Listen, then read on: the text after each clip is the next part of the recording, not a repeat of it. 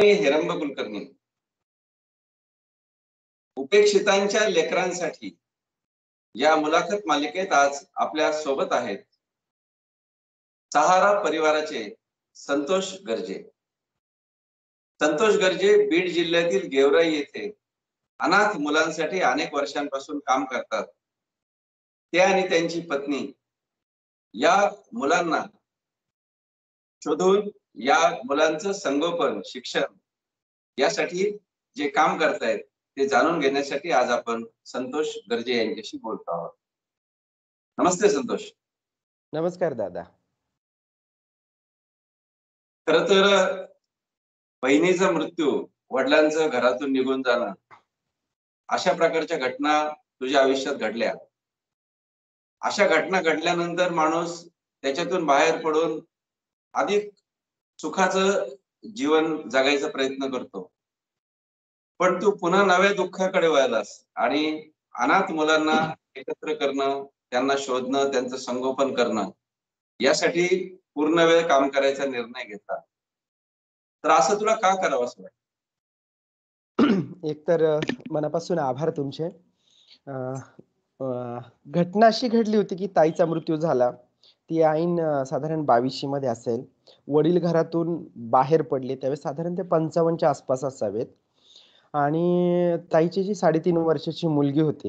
या सगळ्यांचा कुठंच अपराध नव्हता. पण यांना हे सगळं भोगावं लागलं होतं. आणि त्याची कारण खूप सगळी वेगवेगळी होती. पण मला स्पष्टपणे असं जाणवलं की ताई ऐन 22शी मध्ये गेले, वडील 50च्या म्हणजे 55च्या पुढे गेले आणि आयुष्यात म्हणजे काही अर्थ नाही राहिला. पण ताईची मुलगी होती, तिच्याकडे बघून मला जरा थोडंसं हायसं वाटलं. आता तिचा त्याच्यात काहीच अपराध नव्हता. आम्हीही अनाथपणाचं जगणं जगत होतो. पण त्यावेळेस आधार करणारी जी माणसं असतात, ज्यांना आपण आपलं गणगोत म्हणतो, नातेवाईक म्हणतो, अशा लोकांना तुम्हाला आधार न देता तुम्हाला भार कसा होईल, तुम्ही अडचणीत कसे सापडाल, असा सातत्याने प्रयत्न केला. आणि हे कुठंतरी मनाला अस्वस्थ करून गेलं आणि वाटलं आपल्यावरती आलेली वेळ ही लोकं कमी करत नाहीत आणि आपल्या अडचणी वाढवतायत. मग यांना आपलं दुःख का कळत नाहीये? आणि समाजात अशी भरपूर सगळी लेकरं असतात. त्यांना आधाराची गरज असते, आपलंसं करण्याची गरज असते, मायेची गरज असते. तिथं कुणीही पुढे येत नाहीये. उलट त्यापासून त्यांना जे करणारे असतात, त्यांचं स्वागत-आगत करणारी जी मंडळी असतात, ती चालली गेल्याच्या नंतर कुणी नातं ठेवत नाहीये. म्हणून मग अशा लेकरांशी आपण एकरूप व्हावं, त्यांना आपलंसं करावं आणि त्यांच्यासोबत जगावं, सहप्रवासी व्हावं, असं मनामध्ये आलं आणि 2004 साली सहारा अनाथालय परिवाराची सुरुवात झाली. म्हणजे ते खूप अस्वस्थता होती, त्याच्यातूनच हे सगळं निर्माण झालं असं म्हणता येईल. जवळपास ही संस्था सुरू होऊन आता 18 वर्ष झाली. होय दादा. आणि 18 वर्षामध्ये अतिशय भव्य इमारत, एक सुंदर परिसर सहाराचा तू निर्माण केलास. म्हणजे सहारा हे वाळवंटाचं नाव आहे. परंतु तिथे खऱ्या अर्थानं तिथे आल्यानंतर एक नंदनवन बनलेलं बघतो त्या वाळवंट असलेल्या आयुष्याचं. तर या 18 वर्षाचा प्रवास नेमका कसा आहे? दादा एक तर वयाच्या 18-19व्या वर्षी सुरू केलं होतं. त्याच्यामुळे सामाजिक जाण नव्हती, आर्थिक अज्ञान होतं. काय करायचं हेही फारसं कळत नव्हतं. पूर्ण शिक्षण नव्हतं, आर्थिक पाठबळ नव्हतं. सगळ्या गोष्टींनी अगदी नखशिखांत कोरडा होतो. फक्त मनामध्ये होतं की फक्त अशा लेकरांसाठी आपल्याला जगायचंय. मग त्याच्यात अर्थातच पैसा आला, ह्या सगळ्या सरकारी बाबी आल्या, त्या पूर्तता करण्याची, त्याच्या नोंद करण्याची किंवा कुठल्या प्रश्नांवरती नेमकं काम करायला पाहिजे, ही लेकरं जागवायला पाहिजे, त्यांना शिक्षण द्यायला पाहिजे. एकाच वेळी अगदी चौफेर काम करावं लागत होतं. आणि तेवढा निश्चितच समज नव्हता, अक्कल नव्हती आणि ते हळू होत गेलं. लेकरं होती पण त्याच्यासाठी अनुदान अजूनही मिळत नाहीये. त्यावेळेस तर प्रश्नच नव्हता. पण ही लेकरं जगवायची कशी? मग लोकांकडे जाणं, दारोदारी फिरणं, त्यांना मदत मागणं. मग लोकं जे काही ₹10-5 द्यायची, अन्नधान्य द्यायची, कपडा-लत्ता द्यायची, अशी वेगवेगळ्या वस्तू द्यायची आणि त्याच्यातून आमचा हा गाडा पुढे चालू राहायचा. मग या दरम्यान लोकं सांगायचे, "आमच्या गावात अशी मुलं आहेत ज्यांना आई-वडील नाही, आमच्या नातेवाईकांमध्ये आहेत. अशी मुलं तुमच्याकडे पाठवली तर चालेल का?" मग तशी मुलं आपल्याकडे येत गेली. बऱ्याचदा ह्या सगळ्या लेकरांच्या ज्या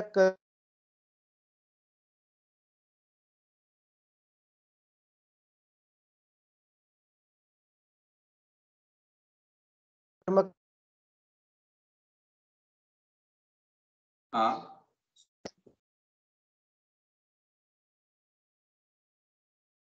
बोल की बोल. या मुलांचं सगळं भावविश्व नाहीच झालंय आणि या लेकरांना कुणीतरी आई वडिलांच्या नंतरची जी भूमिका असते ती पार पाडणारा हवंय. बऱ्याचदा त्यांच्याच कहाण्या प्रेरित करून जायच्या आणि मग पैशाची अडचण असली तरी 4 पावलाचं अंतर सहज होत राहायचं, म्हणजे पुढे जात राहायचं. मला या दरम्यान माणसं खूप चांगली भेटली. मी म्हणजे 2011 मध्ये 10 मध्ये हा प्रकल्प बंद करणार होतो, पण त्यावेळेस माझ्या आयुष्यात डॉक्टर अविनाश सावजी अमरावतीचे ते आले. त्यांना मी हे सगळं सांगितलं. त्यांच्याकडून मला काही मदत मिळाली. त्याच्यानंतर मग वेगवेगळी सामाजिक प्रकल्प असणारी माणसं, डॉक्टर विकास आमटे, डॉक्टर आदरणीय प्रकाश भाऊ आमटे, डॉक्टर अभय बंगराणी बंग, रवी काका कोले, स्नेहालयाचे गिरीश कुलकर्णी, आपल्या सिंधुताई सपकाळ माई, अशी खूप वेगवेगळी माणसं आयुष्यात आली आणि मग काम कसं करावं, कसं करायला पाहिजे, त्याला एक चौकट असायला पाहिजे, काही ना काहीतरी त्याला माप असायला पाहिजेत, मापदंड असायला पाहिजे आणि त्या पद्धतीनं मग मी सुरू केलं की कुठल्या प्रश्नांवरती आपण खास काम करायचं. मग पूर्णतः अनाथ असलेली मुलं यांना आम्ही प्रायोरिटीवरती प्रवेश द्यायला लागलो. त्याच्यानंतर होतं लालबत्ती भागामध्ये काम करणाऱ्या ज्या माता भगिनी आहेत त्या माता भगिनीच्या मुलांना आम्ही प्रवेश द्यायला लागलो. तिसरा क्रायटेरिया होता तो तुरुंगात शिक्षा भोगणारे कैदी होते, त्या कैद्यांची मुलं आपल्याकडे यायला लागली. आणि चौथा क्रायटेरिया अर्थातच आत्महत्याग्रस्त शेतकऱ्यांची मुलं होती, वेगवेगळ्या कारणाने अनाथ झालेली लेकरं. अशांना आम्ही आपल्या परिवारामध्ये सामावून घेत गेलो आणि मग त्यांना सर्वांगीण विकास झाला पाहिजे, मग त्यांना चांगलं शिक्षण मिळायला पाहिजे म्हणून आम्ही खाजगी शाळेमध्ये त्यांचं ऍडमिशन केलं. चांगल्या पद्धतीने शिक्षण यांना मिळालं पाहिजे, फक्त राहणं आणि खाणं हा आपला उद्देश नाहीये. यांची चांगली जडणघडण झाली पाहिजे, यासाठी जे काही असेल त्यावरती आम्ही अगदी कटाक्षानं काम करतोय. मी, माझी सगळी टीम अतिशय चांगल्या पद्धतीने आम्ही प्रयत्न करतो की यांना संस्थेमध्ये उज्ज्वल भविष्य. किती मुलं आहेत सध्या? आता आपल्या बालग्राम परिवारामध्ये आता सहारा अनाथालयाचा मी बालग्राम परिवाराकडे आलोय.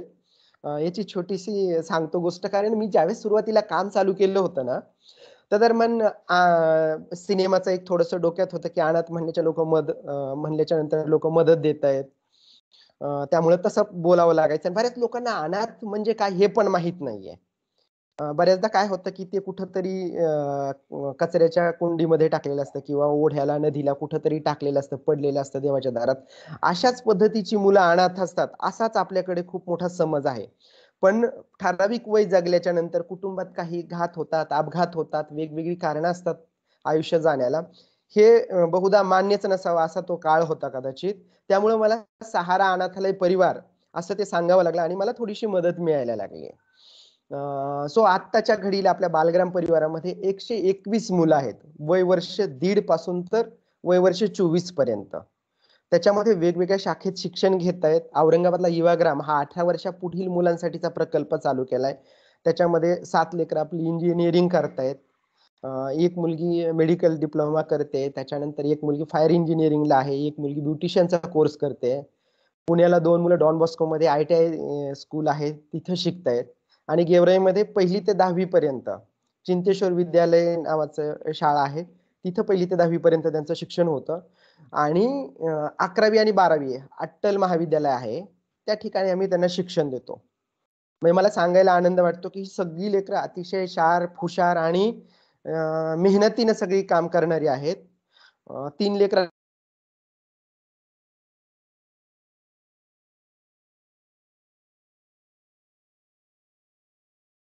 आपली जॉइन पण हा. हां.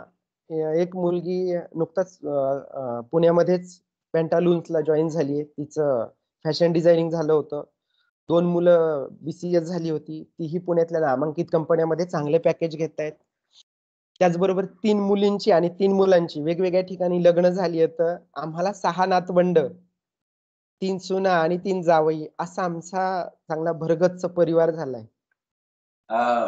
ही जी 4 प्रकारच्या अनाथ मुलांचं तू सांगितलंस की एक हं, तर नैसर्गिक कारणानं मृत्यू झालेल्या आई वडिलांची मुलं, हं. त्यानंतर रेड लाईट एरिया मधली मुलं, कैद्यांची मुलं आणि शेतकरी आत्महत्येतली मुलं.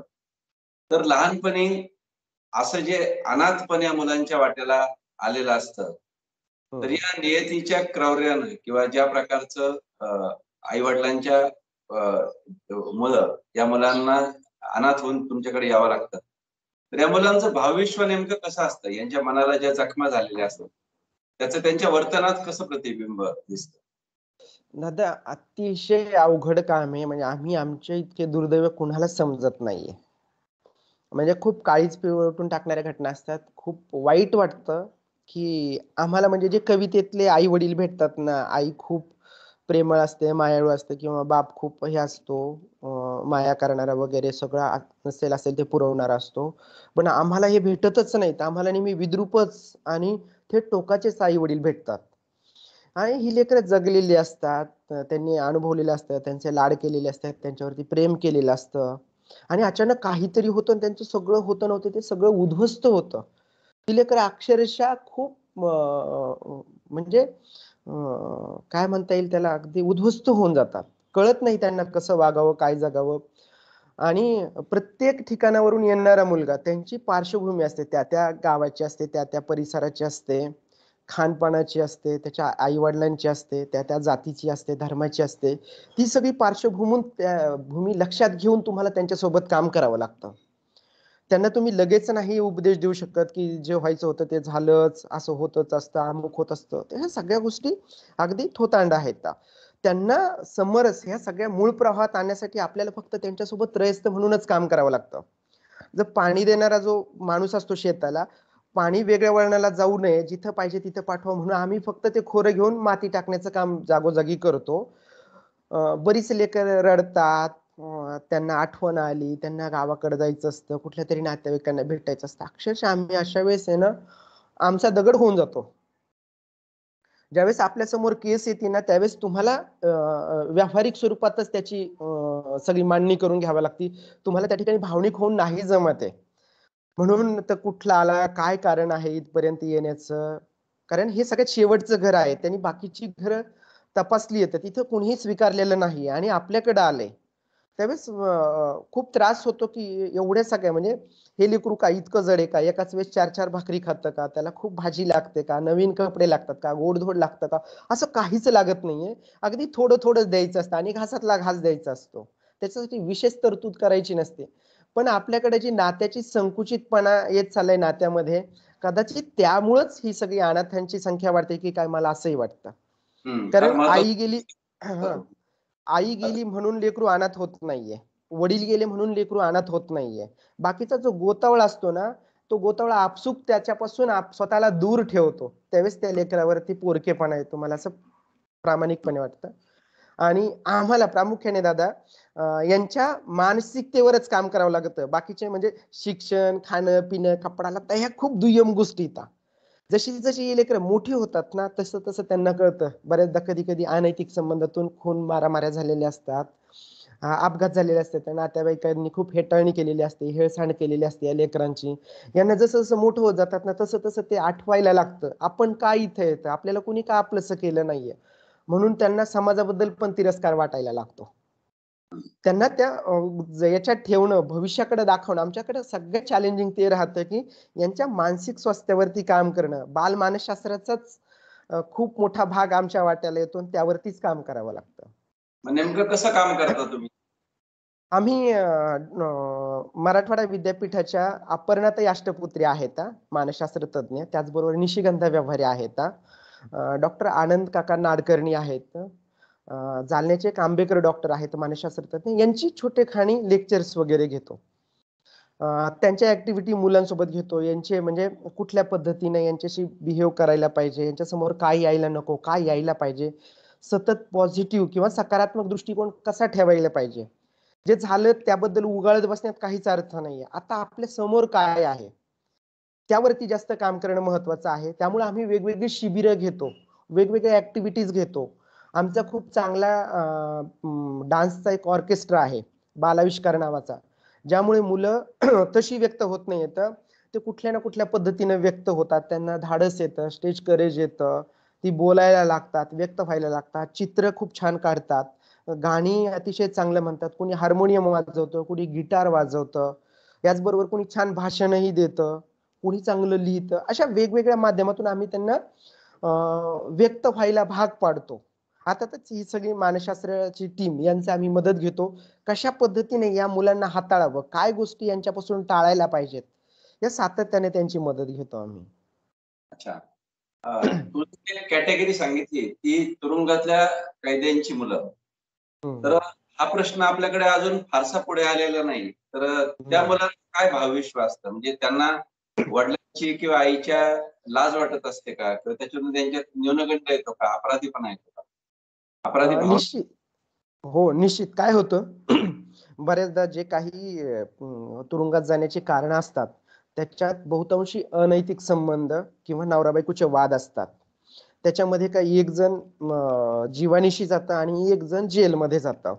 मग गावात जी काही माणसं असतात किंवा लेकरं असतात समवयस्क, ही लेकरं, माणसं त्या लेकराला नावं ठेवतात. म्हणजे त्यांनी थोडंसंही चुकीचं केलं ना, की अमक्याचं पोरगं आहे, म्हणजे अमक्या बाब्याचं पोरगं आहे आणि त्याच्या बापानं त्याच्या आईला मारलं किंवा त्याच्या आईनं त्याच्या बापाला मारलं आणि हे पोरगंही तसंच करणार आहे. यांना वळणच राहिलेलं नाहीये. यांना कसं वागायचं, काय करायचं, काही अक्कल नाहीये. सतत समाज काही ना काहीतरी त्या लेकरावरती बिंबवत राहतो. त्याच्यावरती हॅमरिंग करत राहतो. मग ते लेकरू आहे ना, असंही लोकं वाईट म्हणतात, तसंही लोकं वाईट म्हणतात. जे व्हायचंय ते होईल. मग ते हळू वाम मार्गाला लागायला लागतं. आणि आता ठिकठिकाणी ढाबे झालेत, हॉटेल झालेत, मद्य मिळतं. त्यामुळे ही लेकरं अगदी ठराविक वयाची झाली, की लगेच त्याच्या व्यसनाधारी होतात. मग माझ्या बापांबद्दल आणि आईबद्दल तर आस्था राहतच नाही. कारण त्यांच्यामुळे यांचं नाव बदनाम होतं किंवा यांचं बालपण म्हणा, कुमारपण म्हणा, यांना सतत टोमणे मिळतात. भले गाव असेल, नातेवाईक असतील, त्या सगळ्यांकडनं त्यांच्यावरती सतत हॅमरिंग केलं जातं ना, त्यामुळे ही लेकरं ऑटोमॅटिक वाम मार्गाला लागण्याची प्रक्रिया सुरू होते. त्यामुळे समाजाने थोडंसं समजून घ्यायला पाहिजे. जे त्यांच्या आई-वडिलांनी केलं, अर्थात ते प्रश्न वेगळे असतील, त्यांचं असेल. पण या लेकराने काही अपराध केला नाही, त्यामुळे त्याला समजून घेतलं पाहिजे. हं, तो हं, निश्चितच त्या पद्धतीनं करणार नाही, ही काळजी आपली आहे आता. हं, हं. तुझी पत्नीही या कामामध्ये तुला खूप मदत करते. तर तिचं योगदान काय आहे सहारा आणि बालग्राममध्ये?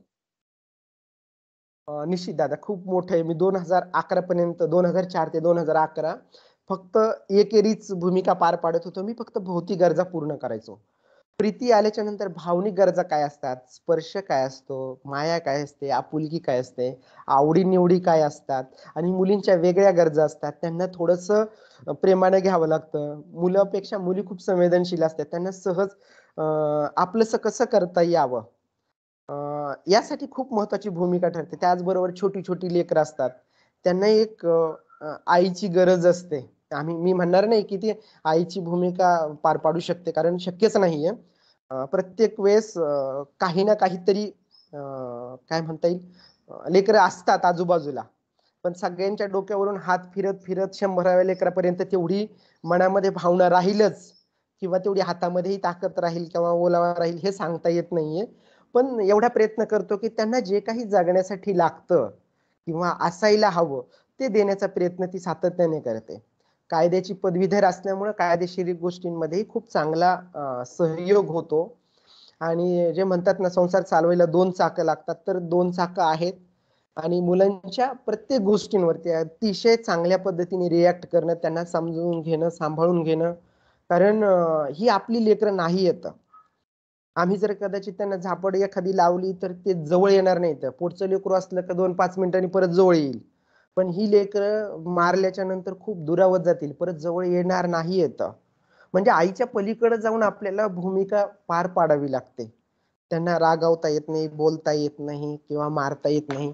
अशा खूप वेगळ्या भूमिकेतून तो भीतीचा, रागाचा आणि एक आदराचा एक सूक्ष्म धागा असतो. त्यावरती सगळं काम करावं लागतं. आणि अर्थातच त्यामध्ये ती अतिशय समरसपणे काम करतीये. शेवटचा प्रश्न अ, बालग्रामच्या विकासासाठी शासनाकडून आणि समाजाकडून तुझ्या काय अपेक्षा आहेत? नाही अपेक्षा नाही ठेवणार. कारण अपेक्षा केलं की भंग होतो.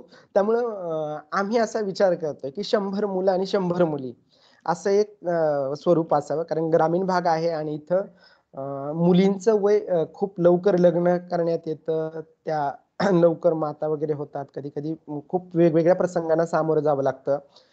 गेल्या याच्यामध्ये आपण बघतोय 1.5-2 वर्षामध्ये कोविडमुळे बरीच लेकरं अनाथ झाली आहेत. अशा लेकरांनाही घराची गरज आहे.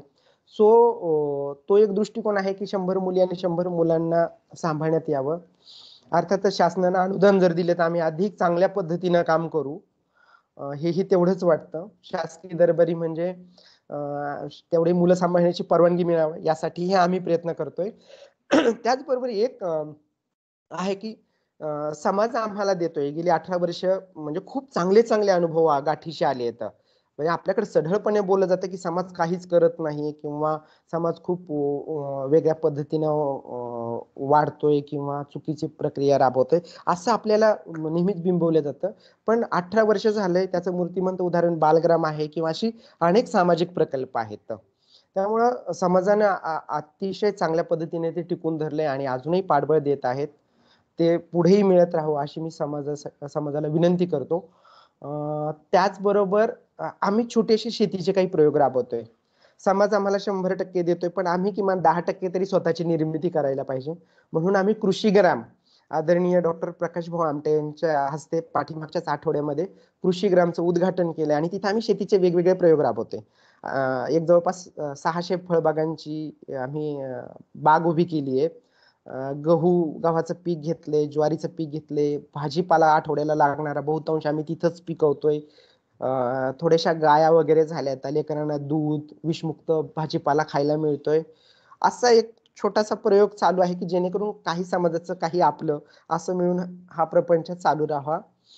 त्यासाठी जेवढे हात मिळतील प्रभूंचे तेवढे निश्चितच गरजेचे आहे, ज्यामुळे या लेकरांना आम्ही सर्वांग सुंदर आयुष्य देऊ शकू.